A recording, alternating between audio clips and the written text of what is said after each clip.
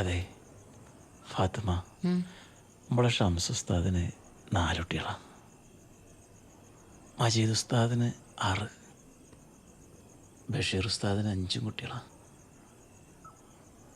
നമ്മൾ മാത്രം 3-ൽ നിൽക്കുക. 3 നല്ലതല്ലേ? ഇപ്പൊക്കെ 3ാമത്തെ കുട്ടി ഉണ്ടായപ്പോൾ ചിന്നോട് എന്താ പറഞ്ഞത്? മുലകുടി മാറിക്കോട്ടേന്ന്. പിന്നെ പറഞ്ഞു മുട്ട് തീയട്ടേന്ന്. പിന്നെ ചിന്നോട് പറഞ്ഞു ആ നടക്കട്ടേന്ന്. ഇപ്പോൾ അങ്കനവാടി പോകാൻ തുടങ്ങി. 2 മാസം കഴിഞ്ഞ് അവനെ സ്കൂളിൽ ചേർത്തണ്ടേ. ഒരു ബെഡ് വാങ്ങിത്തരാൻ പറഞ്ഞിട്ട് എനിക്ക് വയ്യ. എന്നിട്ടാണ് എന്തിനാ ഫാത്തിമ കുട്ടികളെ കാര്യം പറയുമ്പോൾ ബെഡിൻ്റെ കാര്യം പറയണം? പഠിച്ചോൻ തരുന്നത് വേണ്ടെന്നൊക്കാൻ പറ്റുമോ? എന്നാ പടച്ചോനോട് മേടിച്ചിടാൻ പറയും ഒരു ബെഡ്. എന്താണ് ഫാത്തിമ പറഞ്ഞത്? എന്താ പറഞ്ഞത്? പടച്ചോനെ പറയാനായില്ലേ? നോക്ക്, എൻ്റെ നാക്ക് പുഴുത്തു പോയിരിക്കാൻ വേണ്ടി ഞാൻ പടച്ചോനെ വേണമെങ്കിൽ തേർക്കാം.